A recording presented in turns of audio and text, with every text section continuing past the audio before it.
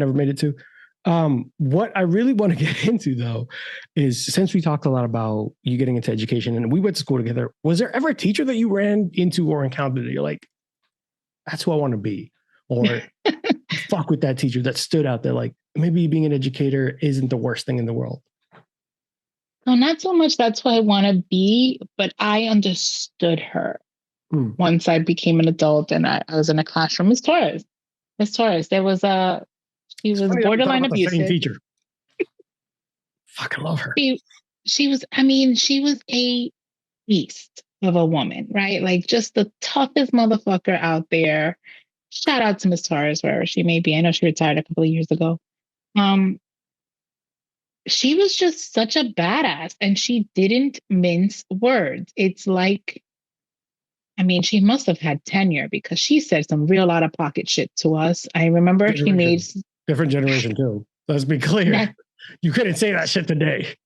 So, fun fact, Miss Torres was actually my brother and my sister's teacher at a different school when I was born. So, my brother and my sister are 12 and 13 years older than me. So, she had all three of us.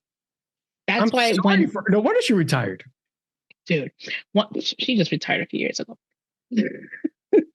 Once I arrived in her classroom and she saw that I was such a problem because let's be real, I was an issue.